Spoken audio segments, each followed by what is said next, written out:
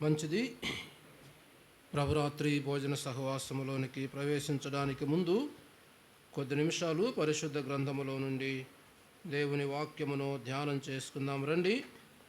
లూకా సువార్త 1వ అధ్యాయం. గత కొన్ని వారాలుగా ఒక అంశాన్ని మనము ధ్యానం చేసుకున్నాం.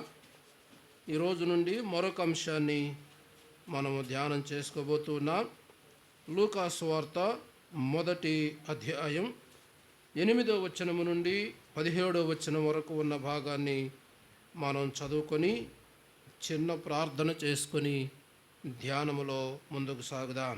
నేను చదువుతున్నాను, మీరు కూడా శ్రద్ధగా గమనించాలని ప్రేమతో మనవి చేస్తున్నాను.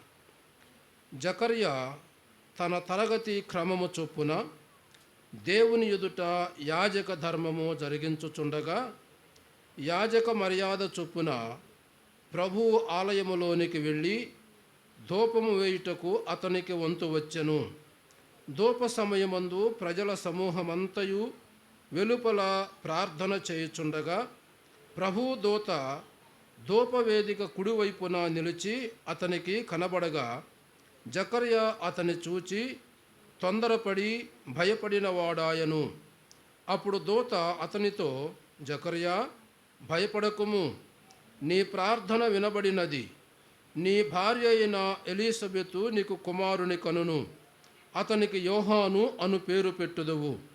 అతడు ప్రభువు దృష్టికి గొప్పవాడై ద్రాక్షారసమైనను మద్యమైనను త్రాగక, తన తల్లి గర్భమున పుట్టినది మొదలుకొని పరిశుద్ధాత్మతో నిండుకొనిన వాడై ఇశ్రాయేలీలలో అనేకులను ప్రభువైన వారి దేవుని వైపునకు త్రిప్పును. మరియు అతడు తండ్రుల హృదయములను పిల్లల తట్టునకును అవిధేయులను నీతిమంతుల జ్ఞానమును అనుసరించుటకును త్రిప్పి, ప్రభువు కొరకు ఆయత్తపడి ఉన్న ప్రజలను సిద్ధపరచుటకై ఏలియా యొక్క ఆత్మయు శక్తియు గలవాడై ఆయనకు ముందుగా వెళ్ళును గనుక నీకు సంతోషమును మహా ఆనందమును కలుగును. అతడు పుట్టినందున అనేకులు సంతోషింతురనెను. చాలు. ప్రభు తన పరిశుద్ధ లేఖనాలు మన కొరకు దీవించున్నట్లుగా తలలో ఉంచితే చిన్న ప్రార్థన చేసుకుందాం.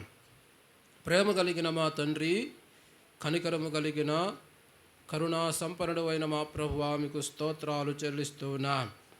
కొద్ది నిమిషాలు లేఖనాలు ధ్యానం చేసుకుని ఆశపడుతున్న మా కొరకు చదవబడిన ఈ వాక్య భాగమును ఆశీర్వదించుము, దీవించుము.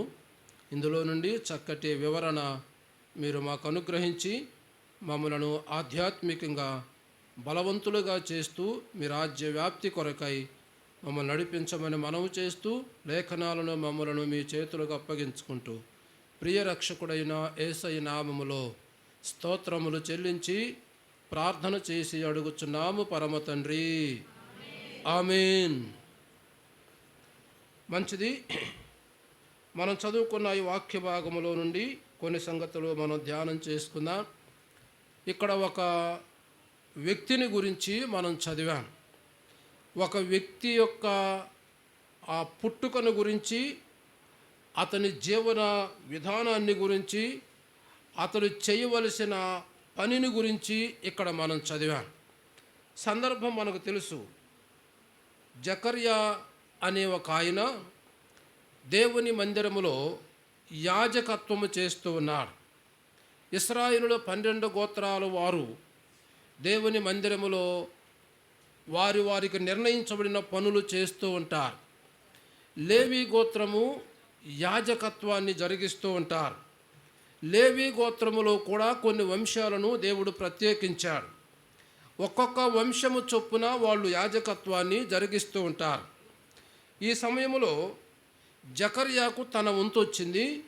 దేవుని